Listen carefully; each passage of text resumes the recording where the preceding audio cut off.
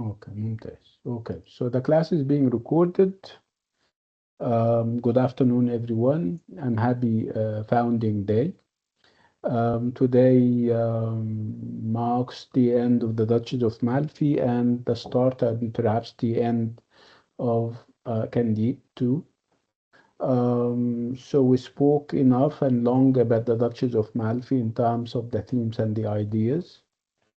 And we said a lot about the fact that there is a context for everything, and the fact that um, you know um, a better understanding of what is happening in the play cannot happen unless you have awareness of what used to happen during the time in terms of ideas and ideologies. We spoke about the ideas and ideologies that we have in the 16th and the 17th century and even prior. We spoke about established orders. We spoke about hierarchies of color and race in Othello, and we spoke about hierarchies of race and social class in the Duchess of Malfi. Spoke also about the idea of women and how women were seen and treated during those time, and obviously women were not treated in the best of manners. They were, I mean, their ability to do stuff was challenged. Their abilities were challenged, and the image of women in general, and how much they can do and they cannot. Uh, um, and also, we spoke about new trends in the 16th and the 17th century. We're talking, of course, about the big umbrella that we call the Renaissance, where there was a shift of emphasis and a shift of interest.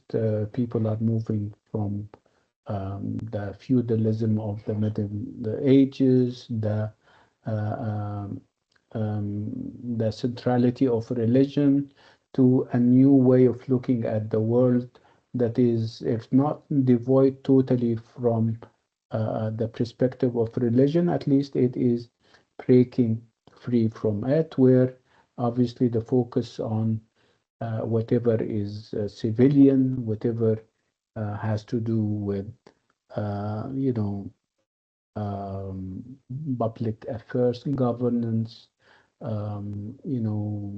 development, scientific development, geographical discoveries, perhaps free trade. So obviously, the picture is totally different in the 17th century. Um, Again, we're seeing different ways and different perceptions. We're seeing reform in Christianity, the advent of and the rise of Protestantism, for example. So all of these are going to contribute towards having a new climate of ideas and a new way of seeing the world. Again, whether the past is going to totally disappear with its ideas and ideas. This is obviously something that we can debate all day long, because as we have seen in the two plays, forces of tradition and traditions win eventually. It is true that we have liberal ideas, the idea that there can be marriage based on love, and there can be this very revolutionary idea that a woman proposes to a man, but where did they go with them? Obviously, the end of these two plays tell us that traditions is still there, and obviously society is not very happy with what those guys did, whether we're talking about Othello or the Duchess of Malfi. Again, This is all given expression in the plays, and the best way to deliver this along with the messages would be the framework that we call tragedy. So this is what we're seeing. We're seeing the trajectory of the protagonists, whether Othello in Othello or the Duchess of Malfi in the Duchess of Malfi. This is obviously a doomed trajectory where, because of their daring views, because of their daring actions, they meet the tragic end. Again, declaring that they are more of cautionary tales. They are not about promoting new ideas, liberal thought, as much as they are about warning people about doing what Othello did and what the Duchess of Malfi did. So they are more or less like cautionary tales, where people are advised against doing what those characters did. And what did they do? They challenged established ideas of marriage, and established ideas of uh, um, love and all those kinds of things. Um,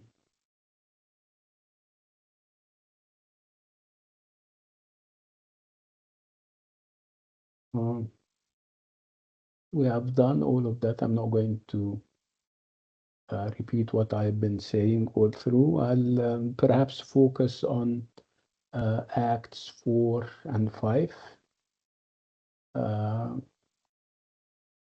because they perhaps sum up the whole idea.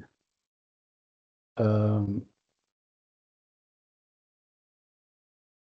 Again, in Act 4 is the continuation of what we have seen in uh, the the final part of Act 3, where we are headed towards those tragic consequences of what the Duchess did.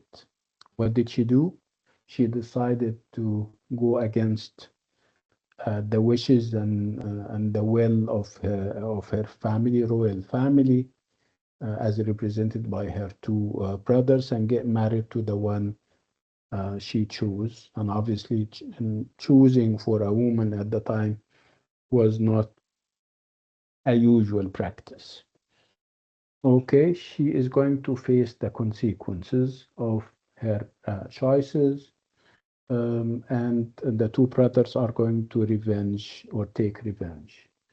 The revenge that they are going to take is going to take the form of uh, bizarre dumb shows. And now, obviously, the dumb show is a characteristic and a feature of the revenge tragedy. We shouldn't lose sight of the fact that the Duchess of Malfi is a revenge tragedy. So revenge tragedy is what we're having now, and we're having it one of its characteristics, which is the dumb show. The dumb show is a play within the play, a feature of the revenge tragedy, where the uh, um, the Duchess and her kids are going to be ordered to leave the country in the worst of manners. They are going to be persecuted, and they are going to kind of receive inhumane treatment. But this is a dumb show where, typical of dumb shows, you don't see the characters speak. They don't speak. You don't hear them. They don't speak. Actually, they make gestures. They use their body language, and out of what you see, you understand what is happening. Again, there would be this question: why we don't have speech, and we'll answer that. So what we see here is uh, uh, that both brothers Ferdinand and the Cardinal get to know from Bussola who the husband is, and what is happening, the fact that the husband and the kids are seeking sanctuary or refuge in a neighboring state by the name of Anacona. So the Cardinal, in a bombastic kind of way, is going to dress as a soldier, and he is going to kind of banish them, go and give us the appearance that he is banishing the family and is punishing his sister. Again, you would ask, why are we removing speech? Why the focus is rather on mimed action? Again, because this way there is going to be a great deal of symbolism. This pictorial style of theoretical representation can sometimes be more evocative and more telling than hearing the characters speak. So meaning is conveyed through spectacle rather than words. Again, in order to kind of create this kind of distance between us, members of the audience, and the characters. Because at one point, Webster would feel that we are so caught in the grips of the emotions and we feel so attached to the characters. He is trying to kind of create this distance between us and the characters so that we can evaluate the moral implications of what is happening on the stage. This is the first reason or purpose why we're having the speech removed. And the other reason is, again, that the interpretation is up for grabs. Sometimes silence is more telling and more suggestive than speaking.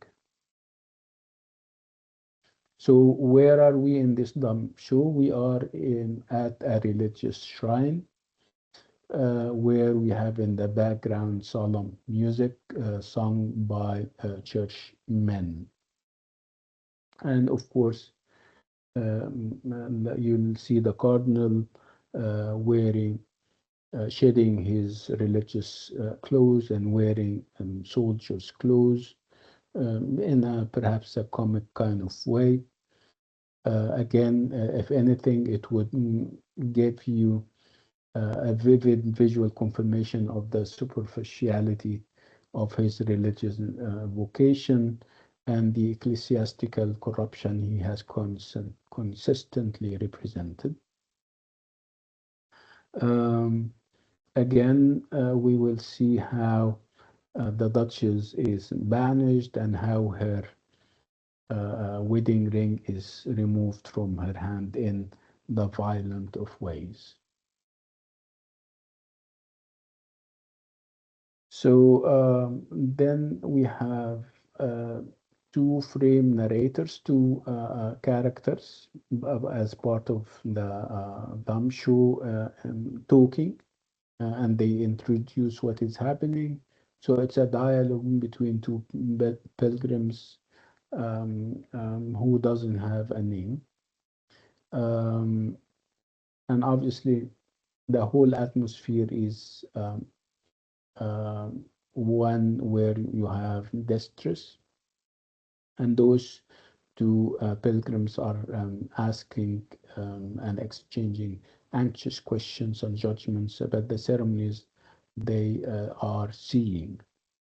Again, what do they say? And they don't exonerate or they don't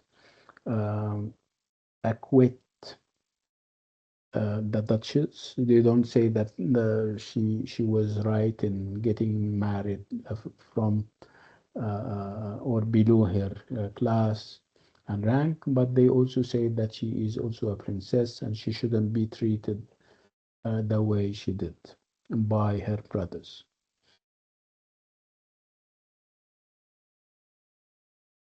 Again, there is a significance as why the pilgrims are or lack individual identity. They remain anonymous all through because in this way objectivity is created and we trust what they say. Um, so the Pilgrim's commentary invites us to grasp the moral and political significance of the Duchess' banishment rather than her own experience of it.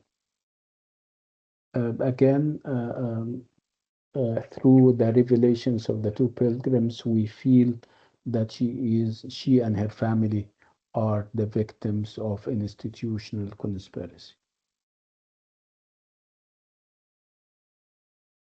So what do we learn from Act 3, Scene 4? Especially, we learn that we have dramatic devices. Some of them are modern and some of them are medieval. So when we talk about the the dumb shoe, it's kind of it shows the influence of medieval drama.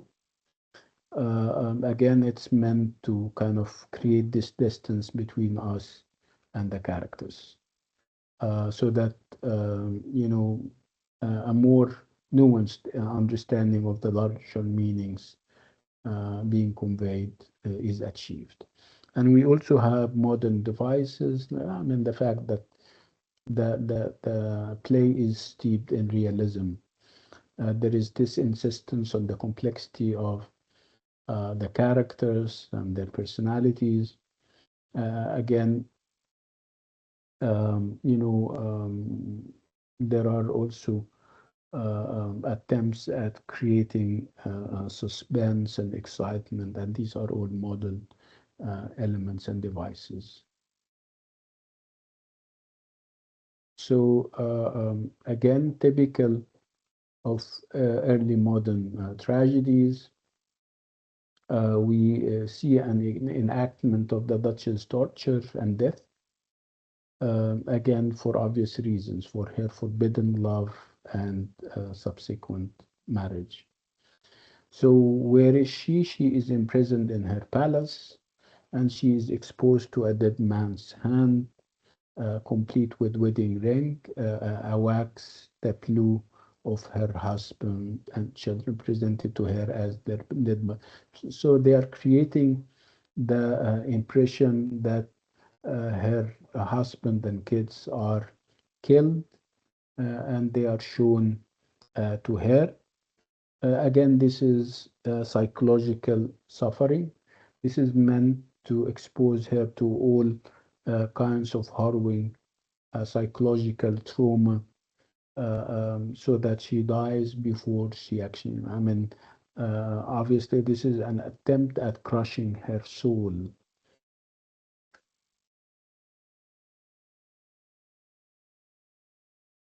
So, of course, these are all tactics and strategies used in the early modern revenge tragedy that was prevalent during the time. Some of those revenge tragedies are inspired by perhaps Thomas Kit's The Spanish Tragedy, and other plays where you normally see violence and bloodshed on the stage, and then you have also somebody coming up and giving you why this is happening. So the techniques and strategies of plays within plays is there in the Duchess, which is obviously an influence of the early modern revenge tragedies of the time.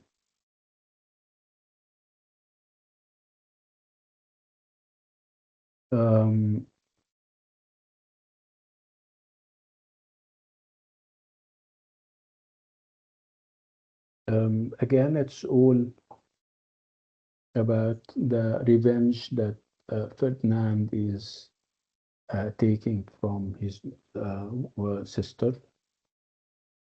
Um, Again, all of this is meant to show us that that theater is used as a tool of control. So Webster shows us that his aristocratic villain, Ferdinand, uses theater as an instrument of control. So the whole of Act 4 is devoted to the torture and murder of the protagonist. Again, this is very serious because this is quite unheard of. To see the protagonist killed and murdered in Act 4 is something that we didn't, that we're not used to. We're used to the idea that the protagonist or the tragic hero stays until the end of the play. It is true that he or she dies, but he or she dies at the end of the play, not in Act 4. Um, and there is going to be a great deal of talk about just that. Again, the significance of the death of the Duchess and what she projects and what she reveals in her final hours before she dies will be contrasted with the kinds of death that the other characters will have in Act 5. She's going to emerge as valiant, as noble, as a true Christian, and there is going to be a great deal of talk about her nobility, her honor, and her staunch belief that in the hereafter she is going to be reunited with her family, her husband and kids, and that she doesn't fear death. Not fearing death is something that somebody like Busula finds very strange. Uh, Again, she is, by her defiance and her strength of character, she is, showing us nobility in action. At one point, she would say, I am Duchess of Malfi still. Again, this is a reaffirmation of her identity.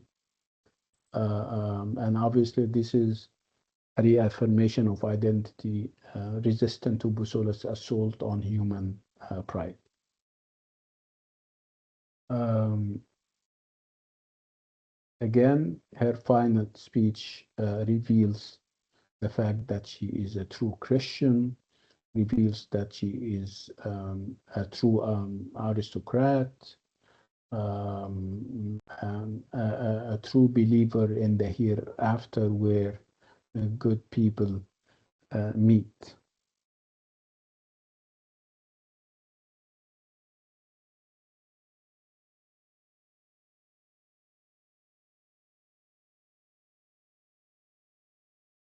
So again, um, the whole idea of her being crushed, but being very defiant and very courageous, lies at the heart of the aristocratic concept of honor, which makes the capacity to face the terror of death without flinching the measure of individual heroism. So these are all masculine attributes, but here they are embraced very courageously by the Duchess. Again, that would make of her the first fully tragic woman in the Renaissance drama.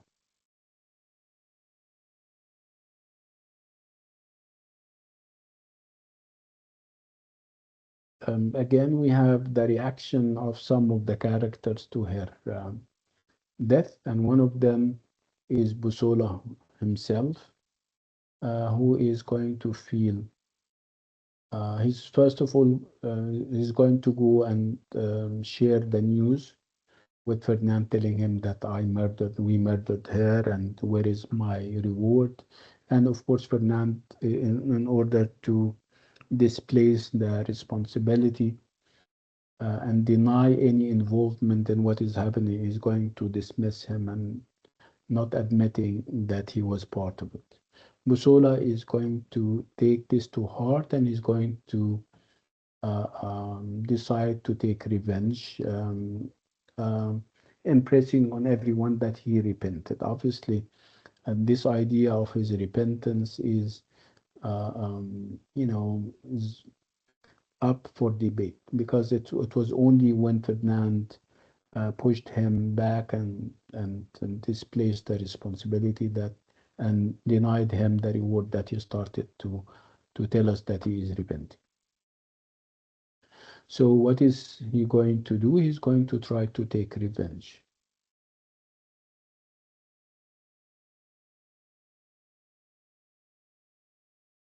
So Pusola's repentance at the end of this act is obviously a crucial element in the action to come. Um, Again, this idea of repentance is very shaky and very ambiguous, given what we know about Busola and his direct involvement in the killing of the Duchess. It is true that he may seem genuinely moved by the Duchess' death, but it is also true that we know that he is ready to do anything to advance himself. Again, to show his repentance, is going.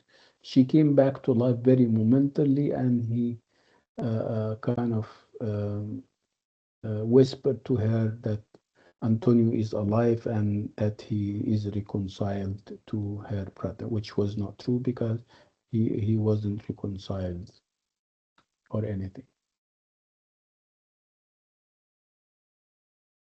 Again, there will come situations where he's going to say that he cannot forgive himself and that his peace of conscience uh, uh, is what matters most for him. Um, so his moral impulses are hopelessly entangled with his dependence on the ruling elite that habitually employs him to do its dirty work.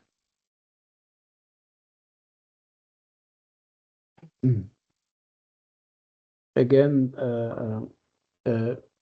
it is very clear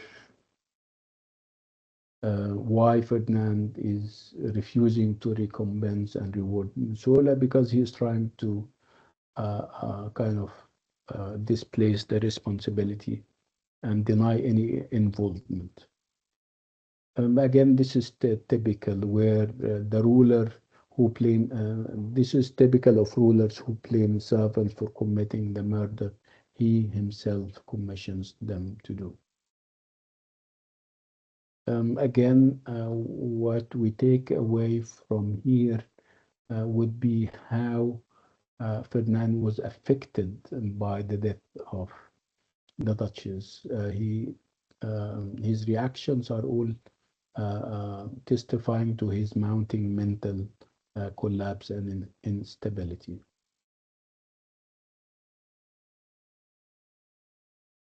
So what we're seeing is um, very strange reactions from Ferdinand, indicating that perhaps he is he doesn't believe that his sister died, By the close of the scene, he is falling apart, deteriorating into the lunacy that will characterize him in Act 4.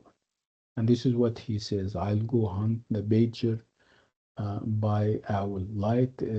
It's a deed of dark. So he's referring to what happened to the Duchess as a deed of darkness, which is very ironic because he is the one who ordered uh, the killing.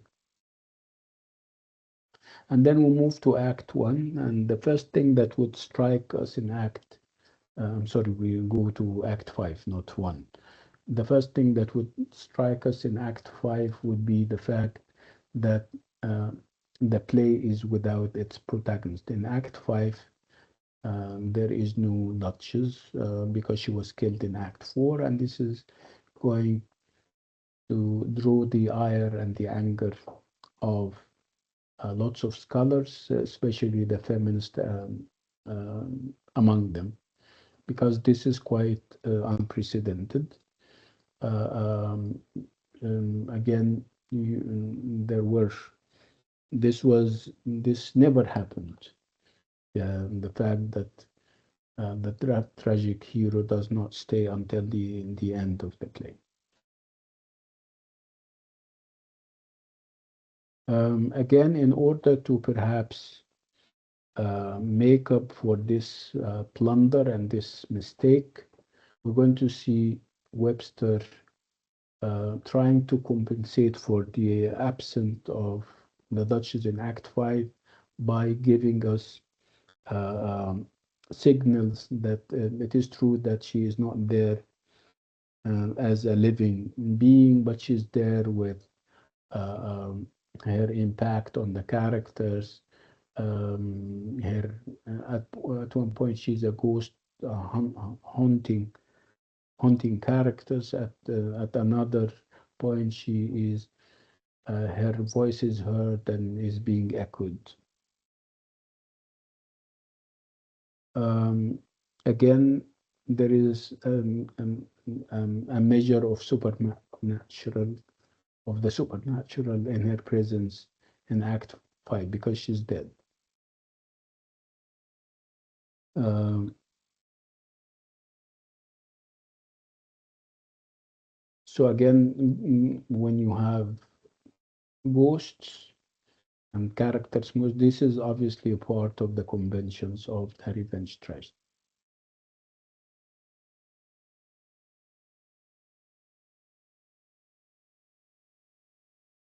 And then we look at the consequences. Obviously, consequences here means the retributions, the righteous retributions that will happen, especially to those involved in the killing and the murder of the Duchess. One of them, of course, is, or perhaps on top of them, on top of the list would be Ferdinand.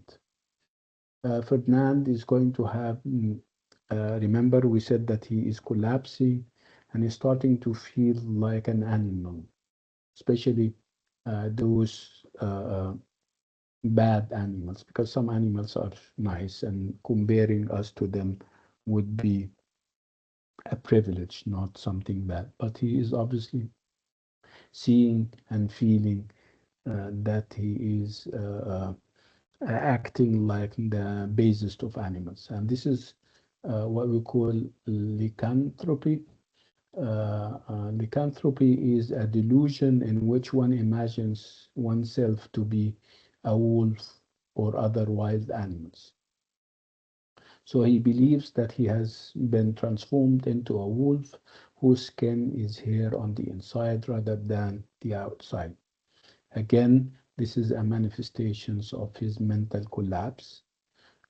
Again, due to the fact that he murdered the Duchess.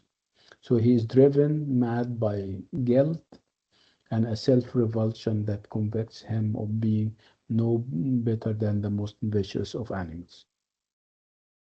So his lycanthropy is at once a judgment on his appalling cruelty and a reminder of the flickering moral awareness that has always been part of his character. So he is convicted not only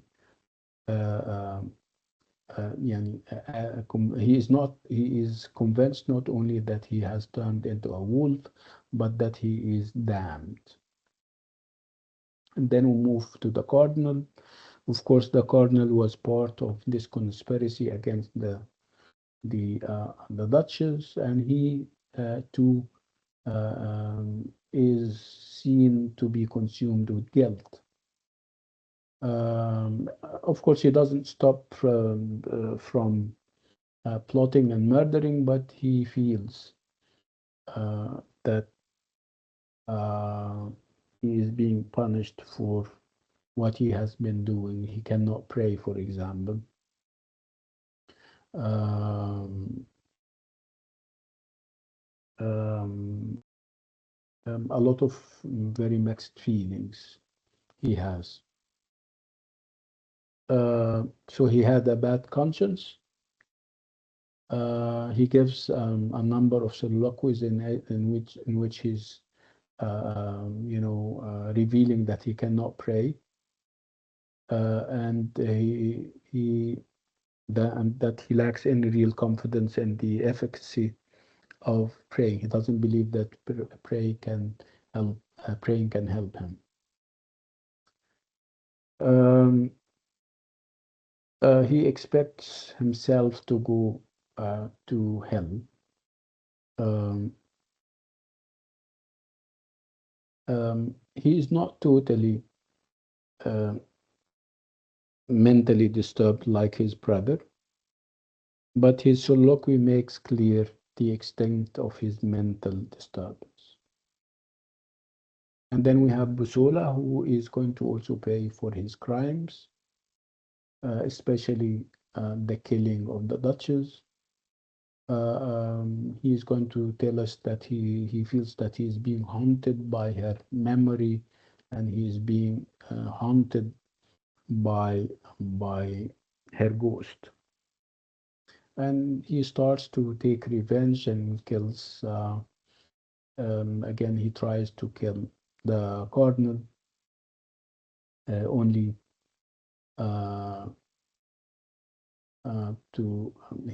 he kills Antonio by mistake, and then uh, it's a number of complicated killings that he's entangled in. It seems that he is not being um, forgiven by God. God is not even giving him the opportunity to repent. That's why he kills even by mistake. He kills Antonio by mistake. So the play, as you can see, is people killing each other. It turns into um, a savage force. It doesn't have the sanctity and the noble or the nobility that we have seen in the previous scenes and acts. So it's now turning into a savage farce, a dark kind of comedy where everybody is obviously killing and is mistaking the identity of everybody else and killing him uh, in the process. So it's a grim humor uh, um, that we're seeing, for example, in the staging of Ferdinand's lunacy and his attempt to throttle his own shadow in scene 2. And this wild comedy escalates in scene 5 as Busola, who is bent on revenge, closes in on the cardinal, whose screams for help are ignored by the courtiers who believe they come from the mad Ferdinand. And then we have Ferdinand entering, um, looking and seeming mad, and thinking he is on a noisy battlefield and his brother is an enemy soldier. Of course, he ends up stabbing his brother and Pusola in an undignified scuffle, having no idea where he is or what he is doing. Pusola then stabs and kills Ferdinand. So see, it's killing, it's bloodshed, and this killing and bloodshed is for no real purposes, and then those are, you know, meaningless kinds of death. You wouldn't compare them to the dignified and noble death of the Duchess in Act 4. And then we come to the characters' dying words and how those dying words reflect what they think of themselves and of the world that they have been portraying on. Again, they are all trying to escape the reality that they are now in, the fact that they feel that they have done injustice uh, to the Duchess, and the fact that they are sinners and they will never be uh, forgiven or redeemed, and the fact that all what they did was for nothing because life is about nothingness. So the stage is now littered with their corpses, which is obviously something that we're used to in Renaissance revenge tragedies. So we see them and their corpses and bodies, and it seems that Webster is intentionally depriving them of the dignity of death that has been accorded and afforded to the Duchess in her final moments. So, what do those characters think of life at the end? Busola, for example, thinks that we are merely the stars tennis ball struck and banded which way pleased them. He says that we're nothing. We're mere tennis balls, and destiny and fate is playing with us the way it wants. He is trying to say that as human beings, we have no free will and no real significance. We are simply the playthings of probably malevolent cosmic forces. And then we have Ferdinand echoing the self-same sentiment, but perhaps in a different way, uh,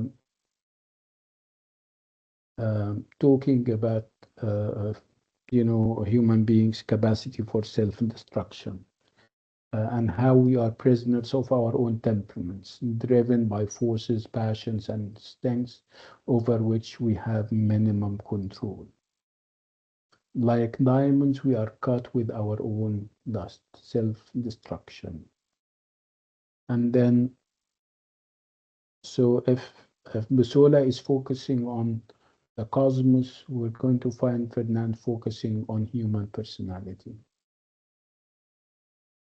Then we have Antonio, who believes that we live in a big bubble, and the idea that we're chasing bubbles. And of course, bubbles, get exploded at the least provocation. So he tells us that he points to the vanity of human ambitions and human wishes. So in all our quest of greatness, like wanton boys whose pastime is their care, we follow after bubbles blown in the air. So uh, it's all we're following nothingness. It's all petty, and it's all nothing and amounts not to nothing. And then we have the cardinal who wants to vanish, who wants to, who is thinking of his own insignificance. And now I pray, let me be laid by and never thought of. He wants to vanish and nobody remembers him. So as you can see, all the characters are expressing regrets when regrets are not welcome or even listened to. I mean, there is obviously no time for regrets because it's too late. So the only one who appears and emerges as heroic is, of course, the Duchess.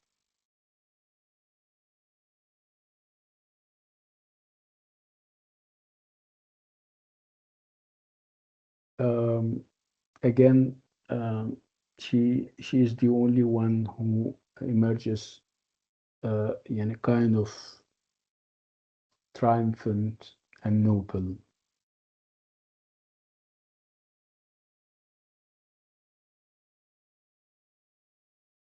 And then we have other characters talking about those base kinds of death that we're seeing with those characters, comparing it to again, the noble death of the the Duchess, like Delio, for example. And then we have the child of the Duchess and Antonio, and having the child at the end is a sign of hope. So amidst all this kind of carnage and this hopelessness and pessimism, we have a hopeful sign, which is the child.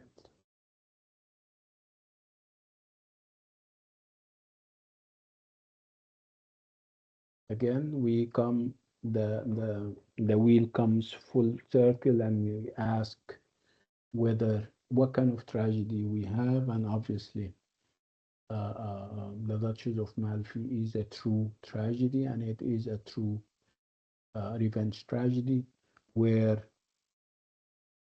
the Duchess, typical of exceptional, uh, um, you know, um, protagonists and tragedies, is not portrayed as blameless. The play unquestionably leaves room for us to recognize her rashness in defying her brothers and in going against the established order. Uh, but it would be hard to argue persuasively that yani we can fully blame her for the tragic course of events. Uh, and Act 5 makes it abundantly clear that she is the sole source of light and love in a gloomy, dramatic world.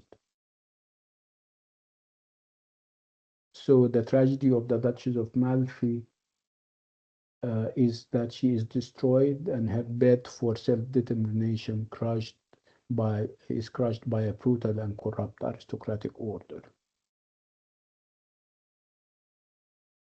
So, the play, in simple terms, is about the Duchess and his tragic world, when or where his tragic world shows us the individual trapped by destructive social and political ideas and practices, yet powerful insofar as she can affirm her integrity and human dignity even in defeat.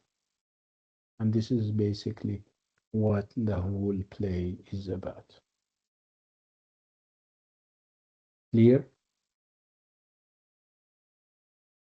Now Yes. to we're now going to move to Candide, but before we do that, I'll give you 10 minutes to process. I'll give you 10 minutes.